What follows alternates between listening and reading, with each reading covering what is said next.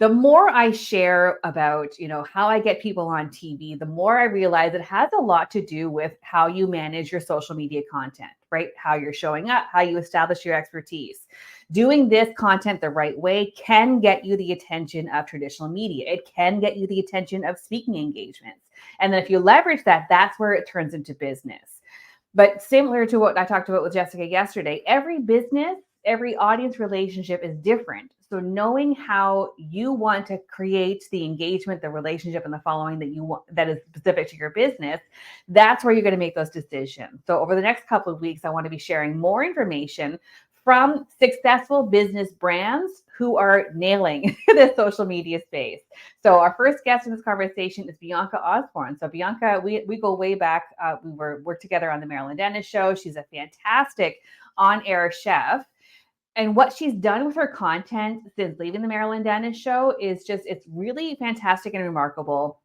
And to me, a brilliant example of carving out your own expertise on your terms, sharing it on social media, and then using that to leverage those opportunities. So let me welcome Bianca. Hello. Hello. You do go way back. I was like, we do go back now at this point. Yeah. Me too. I know. I mean, I still feel like I just graduated university, but yes, it's been Yeah. Exactly. I mean, I always regard myself, I'm forever 21. I'm not just a clothing brand, me. Well, I love too that. So first of all, tell people about your platform, where people can find you, and then what kind of content you create there. So my two biggest platforms are TikTok, and I have about 280K there. And then on Instagram, which is I think at about like 35, almost 36K. And so I started just like being like, a chef, like posting chef things, meal planning, budgets, but it was like budget food, but it was never really succinct. And it wasn't until I like went through my own health journey, because my focus is type 2 diabetes, insulin resistance, and PCOS, and also fertility as an extension of that. And so it wasn't until that I had insulin resistance that I needed to sort of use my culinary and my nutrition training to really like delve into like how to heal this naturally, because I was just being offered, like the pharmaceutical interventions. And as I was like doing some of this stuff and like figuring some of this stuff out that was like buried deep in the annals of the internet, honestly, then I was like, I am lucky that I'm able to interpret like these recipes, these ingredients, this health information.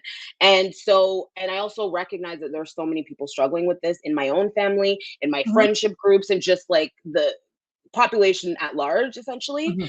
And just wanting to make the content of like healing metabolic issues, or just like, feeling and thriving really well, because not everyone just who watches their blood sugar has type 2 diabetes. Like everyone can benefit from it, but making it really digestible, relatable, and also visually appealing too, because you have to draw people in. Yeah. And I think I love the digestible pun there, but making it relatable. I think because it's part of your personal journey, and I think that's what a lot of people skim over, is they feel like they have to have like a PhD in something in order to be the authority in it. So when did you know that you had something that you could go all in on?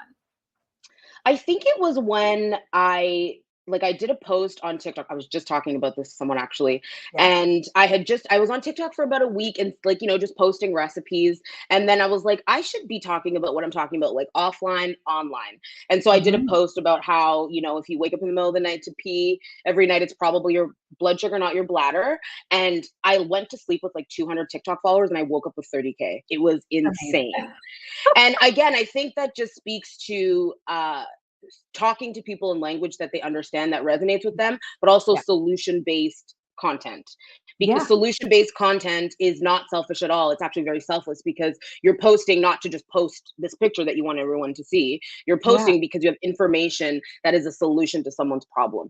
And I knew from just watching Instagram, watching TikTok, the people who were doing the best in the kind of niches that I wanted to be in were the ones that were providing like real solutions, but also again, capitalizing on visual appeal as well. I think that is something that's very important to remember about social media is, yes, there's an element of authenticity, but when it comes to food or something, it does have to have some like visual strikingness to it. It does have to look good. But yeah, I think you nailed so many key themes that I really want to drive down. And that is a lot of people that I work with, they get hung up on the terms like expert and authority. And I always say the key word in authority is author. So you are Mm-hmm. just taking a look at what you've experienced, what you've learned, and you're packaging it in a way that is digestible to audiences. People are looking for information. And I think the more you rely on your lived experience, the more like you are your best Totally. testimonial, right? And you don't Totally. necessarily have to go to school and have all these additional degrees, because I think that's where you create barriers. There's a Mm-hmm. different relationship in social media than on like the news, for example. Oh, The absolutely. television and the news, I know this from the Maryland days. We would always have like anyone who had like financial or health advice, they had to sign a disclaimer because the network was on the hook for the information that they Totally. share. There isn't that same relationship with social media, but they're looking for individuals. You're looking for Yes, someone, I have this exact same problem that Bianca's describing. She's now my best friend who's going to help me through this problem. That's the vibe that they're totally. looking for. It doesn't matter the degrees, like the literal degrees that you're putting between yourself and your audience. You're actually pushing them further away. But if you bring them closer to you, Exactly. who you are, that's where you're going to nail it. Yeah. Well, and social media has democratized information sharing. Like Yeah. where before you, again, like even when I was doing Marilyn and the social and some other shows, and I would say like this like popped off on my TikTok, like should we do it? And they'd be like, well, you're not a doctor and you're not this, and I completely understand that. But I also knew that as Marilyn was coming to an end, I knew that if I was going to be doing TV again, I was going to be doing TV that I could leverage for my business now. Because when I started Marilyn, I wasn't doing this, so it's not like I could just pivot because it wasn't my show. That's like the Yeah. niche I was in on the show. But it's like now that I'm sort of on the other side of that, I love doing TV, but I want TV to benefit my business and not just be like a paycheck that's like an aside anymore. Yeah. Exactly, 100%. I don't want to skim over your literal overnight success story where you Okay. share something on TikTok and wake up and you have like tens of thousands of followers. So take me back to like when you're creating that one piece of content that did go viral. And I mean, you do great content. So what did Mhm. you walk me through kind of the decisions that you made in creating that piece? Because you don't know anytime you post something, you don't You know have no what it's idea. going to do. So what did you bring to that when you in the act of creating it? Well, there's a few things that I did. First, when I started that account, so I went viral like the week after I started it. So when I first started it, it was called Blood Sugar Tips for the Girls. It's now called Glucose Tips for the Girls. And Okay. so I didn't realize that the word blood in anything on TikTok is automatically put with like an advisory screen before you can click Oh, and watch the content. And so I was wondering why I was getting such low views, but it's because literally in my name was Blood Sugar Tips. So I had a friend actually on LinkedIn, and he was like, you need to change the name to something else. You can't have blood in the name. And okay. I changed it to Glucose Tips for the Girls, one post before the one that went viral. And then I did the one that went viral. But the way that I figured that out was like, it was something that like telling people that it's their blood sugar, not their bladder, was something that would like gag people in person.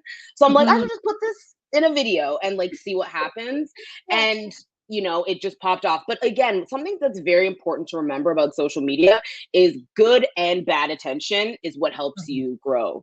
And Okay. so on that post, it wasn't just like everyone being like, oh my God, amazing information. It's also people calling me a quack, calling me a charlatan. Like you kind of have to Mhm. expect when you go viral that there will Yeah. be an element of people that are just not right in the head. Honestly, that's the only Yeah. way to describe it. That are just like coming for you. But I think that you kind of recognize that's how you sort of also like your audience comes together, because if you say something that's quite polarizing, people either love it or they hate it. And so the Yeah. people that follow you and do that, they actually like they really are into what you're saying. And Mhm. so controversial content, you shouldn't rely on that because it makes you also like not very approachable for advertisers, but it does Yes. help with growth because your audience can like self-select is like, yes, what she's saying, Yeah. I'm into it.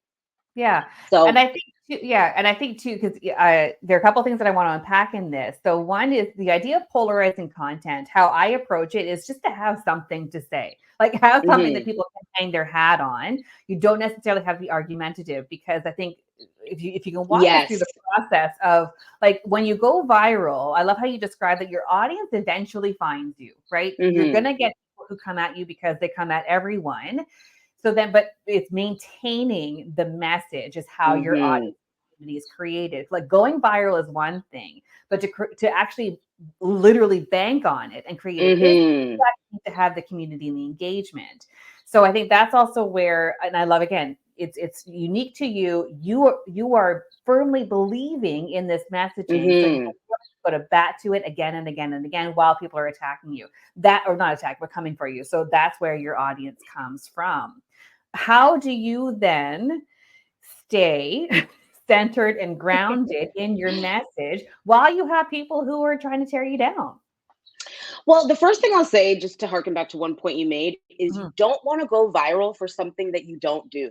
A lot of 100%. people are chasing virality. They're Yes. talking about PCOS or type 2 diabetes and they see everyone lip syncing the song. So they go do that because they're like, oh, I'll go viral and it'll be like the game changer. But if you get a lot of followers for that stupid little video you did, and then you go right back to posting about PCOS and insulin resistance, everyone that you garnered from that is going to fall off or not engage, which is worse for your account. Yeah. So I always say to people, virality is not what you want. Consistently showing up and growing a community is a better like mindset on social media than like I want to be viral. Like nobody wants a virus, really, when you think about No. it. Viruses are bad. But when it comes to like protecting my peace, on Instagram and on TikTok, you can just go in and like write phrases or words that are banned. So if anyone ever even types them in, it doesn't show up for me. It's like a filtered comment, so I don't even look at Yes. those. So Okay. that's how I protect my peace. But also, I have like so many clients, like hundreds of people have done my blood sugar bundle now, and I get like everyday people saying I did this and it worked. Oh my god, like I got my life back, like all of these different Yeah. things. So it's like you can naysayers can say all they want, Yeah. but it's like I know what I'm doing, and I'm honestly like I'm even though I'm very present on social media, I'm actually not on it a lot. I'm on it Yeah. for work, and then I have like a full other accounts that are like my personal accounts.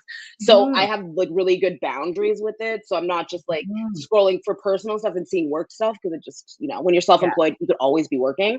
So I Yes. have like very clear like shut off times, Yeah. and then also, like some days, if someone catches me on a bad day, I will reply like snarkily. But Yeah. generally, I leave the comment because it's good for engagement, but I don't Yeah. answer. Yeah. Yeah. Well, what you just described is the best piece of advice that I got when I first started doing social media was that everything you post, people are going to react one of three ways. They're going to agree with what you say, they're going to disagree with what you say, or they're going to scroll Mhm. past it. All three of those things are happening simultaneously. The only people who get your energy and attention are the people who need your message, the people who are Exactly. connecting, like the people whose lives are being transformed by with your meal plans. Like that's who gets Totally. your love and attention. Everyone else, they're having their own experience. You're not even Well, giving them anger. Yeah. and when it comes to health, like I also recognize that a lot of people feel bristled by my message because of the messaging that they've been fed for a long time. If you've Yeah. been sick with insulin resistance or type 2 diabetes for years and never been given solutions other than like medication, and then I come in and say, oh, well, you could do this naturally, it's this, that, and the other thing, you're going to feel a type of way because you feel cheated by something, but you Mhm. react to me because I'm the messenger. And so I also can I can hold that for people because I've been sick. I had insulin resistance. I had eczema. I was also very sick. So I know the reactivity that comes from that. So I also Mhm. try and like hold some grace for people because I'm not just talking about dresses and nail polish, which people Yeah. can be, weird about. And it's like, whatever. I can also understand that there's a lot of heat with health conversations. So I Yeah. try and, just leave people where they are because Mhm. generally it's not about me. Yeah.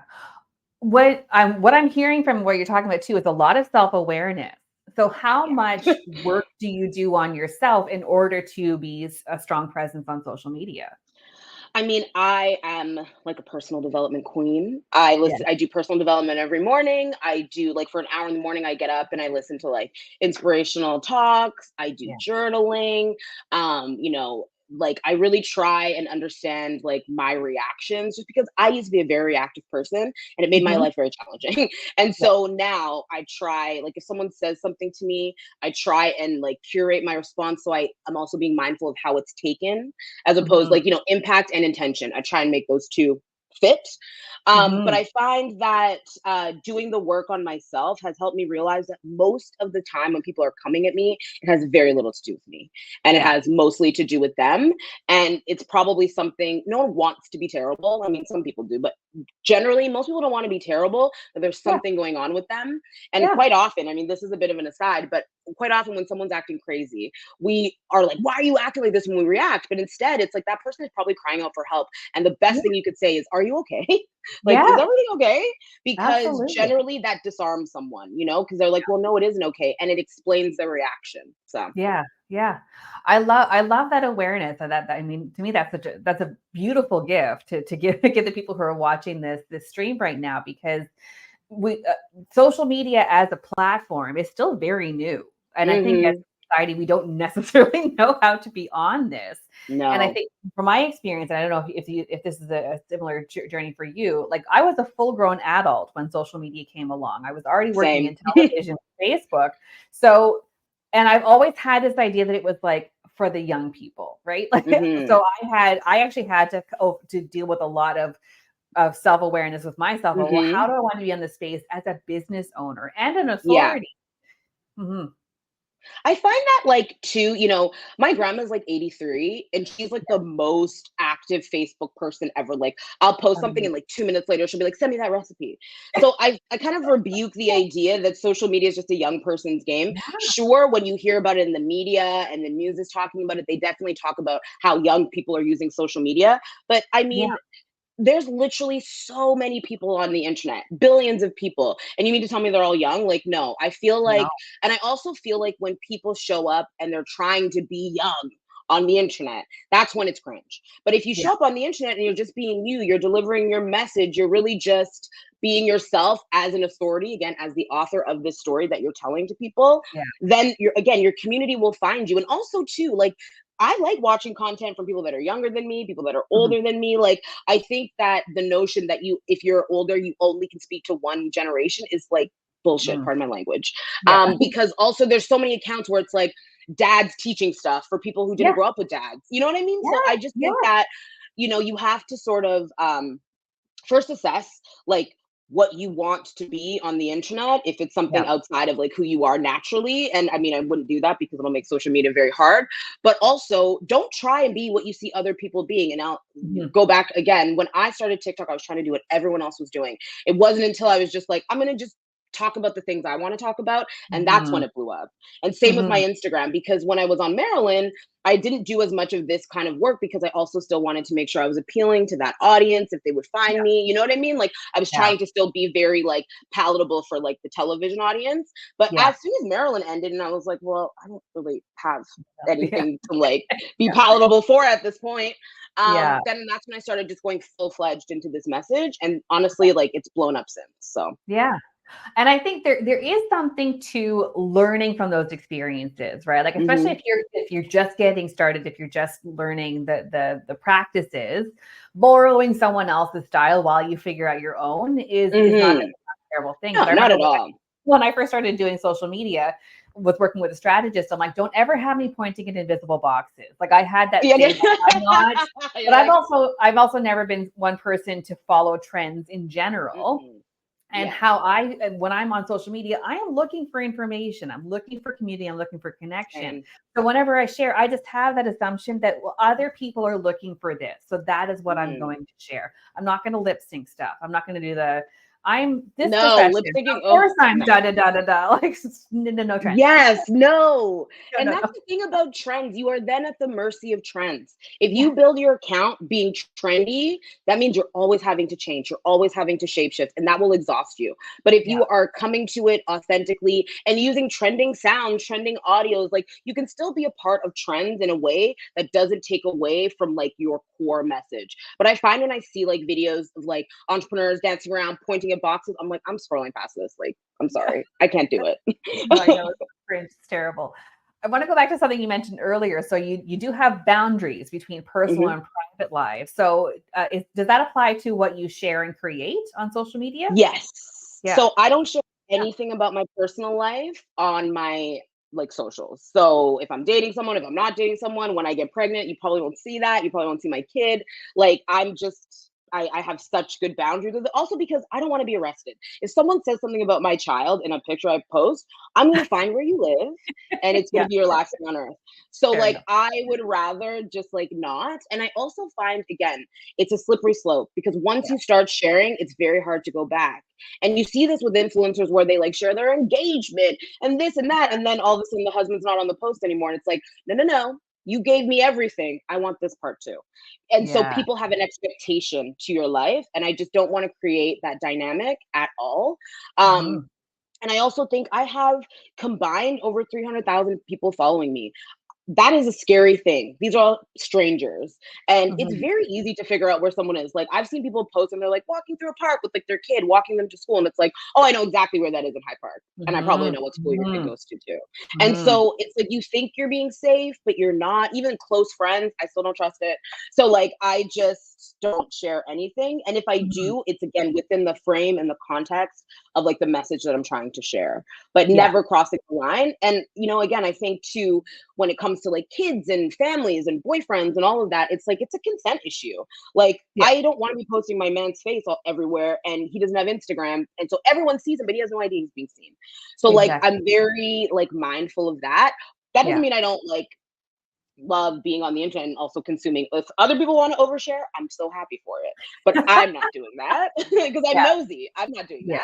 that. And then generally on the weekends, like Sunday is like I post like ahead. I have everything ready and my social media Mhm. system will just do it on the weekends. But me personally, I'm on my personal account all weekend. I just like Mhm. completely like switch it just so that I Mhm. don't feel like I want to get into work stuff. I don't Yeah. answer work emails on the weekend.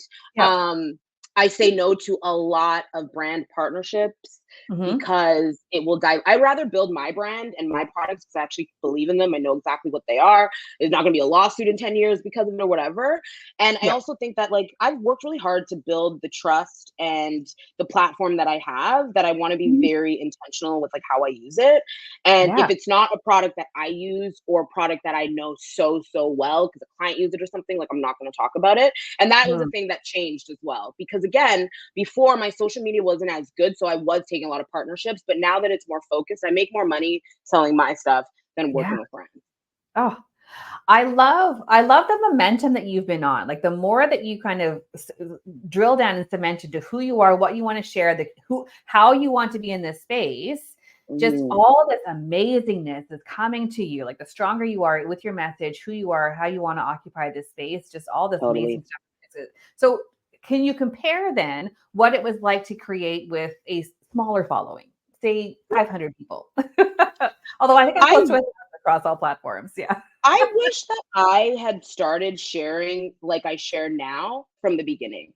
I think Okay. there is this notion that you have to have a huge following to show up as an expert and with expertise and consistently and really like confident in your message. There's this like hesitance to post if you have like one follower or two followers, but you should post when you have one follower like you have 100,000 because a lot of people will come follow you and scroll because they want to Yeah. get to know you. And Yeah. so create that vibe and that consistency right from the beginning. I also say to people, cringe is no more. When you are Mhm. showing up authentically as yourself, no cringe. Anyone who is going to accuse you of being cringe is not doing anything of their own. So don't even worry about them.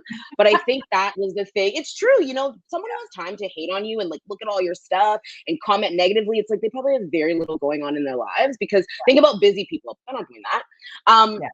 but I think that it's like I think from the start, like I actually think not having a social media presence for your business yet and starting fresh with your business idea really solidified in your head is actually a way better place to start. Like I Yeah. had to convert my Instagram over time and weed Mhm. out a lot of people that weren't necessarily interested in this message. So I lost a lot of followers before I started going Mhm. up again because Mhm. the messaging sort of changed drastically. And so Yeah. if you start new with like your whole idea, you can like hit the ground running. You got your hashtags, you got your captions, you know what kind of content you're going to make, and you are likely to grow faster and make more money quicker because Yeah. that audience is there for that. And you Yeah. can Oh, condition them right from the beginning.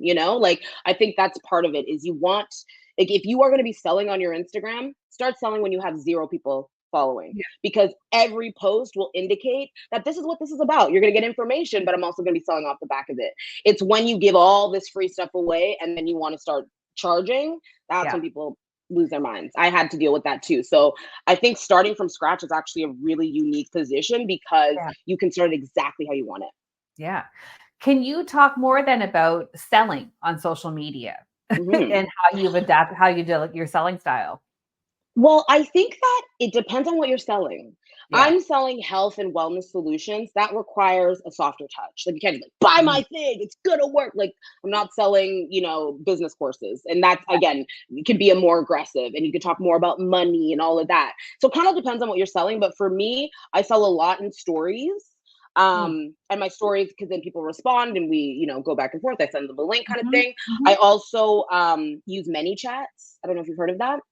And so you'll probably Yeah. see on a lot of posts when people are like, oh, comment this, comment that. I use many chats and I have a lot of them going. And so that will, Mhm. if they were like reply. And so that's off posts.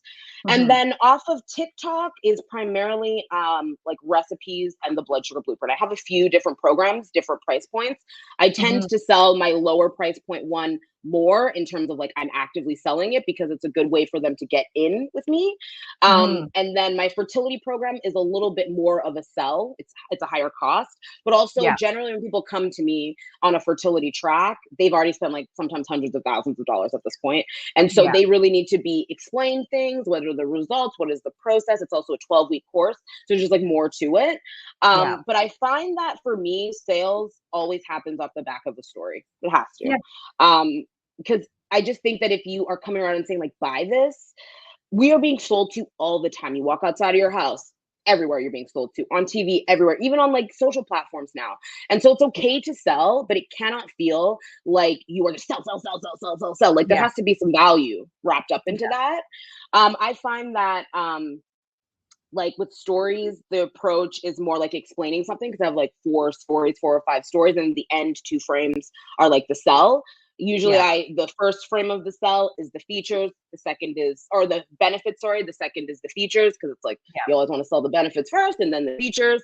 And then I find that when I'm on like post, it's like just comment and then we kind of go through it in like DMs. Yeah. And then TikTok, I mean, TikTok in Canada, you don't really make any money off of it. It's more of a leverage for something else. So Yes. I sell a lot of my program just basically like link is in bio, check out my profile, send me Yeah. a DM. But because those posts have so many more, like not so many more, I mean, Instagram gets views too, but more views, more people. Mhm. Um, you find that it's like you sell smaller things very easily on TikTok. You sell Okay. bigger things on Instagram easier. And the reason being is TikTok is introducing you to new people all the time. And Yes. so a new Yeah. person is going to be like, oh, this new person I saw, I'm going to buy 147 or like $500 product. Probably not. But if you're saying, oh, the blood sugar bundle and it's like $60, it'll help this, that, and the other thing, they're more likely to Mhm. click through. So more Mhm. sales, less amount. Whereas Instagram, because people get to know you, it's more of a platform of like brand building, connecting, like Yeah. community more so.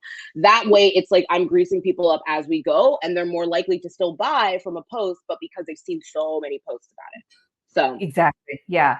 Yeah. You nailed so many key themes that it's about. It's basically it's time and relationship is mhm, the selling agreement that you have with your following. I always think of it as like a choose your own adventure, right? Like I give a lot of totally. information on my social media, and then products, courses, workshops. That's where like for additional reading, right? For Mhm, additional engagement, for you totally. to take it to a deeper level, you have this option, but you don't necessarily have to sit through the sales pitch to get to the information. The information is always Exactly. available. Yeah. Well, and also Oh, too, I say to people like you gotta have the product. Like start your social media with the product because that will yes. govern how you start talking. Because if you Yeah. don't have a product, you're just talking about random things, and then you introduce your product, and you're like, well, that doesn't make sense, and that doesn't really tie in. But again, like I said, starting something new is so much better because you can say, this is my product, this is my message, this is the audience I want, and then like you can just go gung ho. And also, last thing, you can repeat content. The Yeah. notion that all has to be fresh and new, I Oh, repeat content in 30-day cycles. So after 30 days, I rinse and repeat because if you remember what someone posted on social media 30 days ago, I love your memory, but I don't have that kind of memory.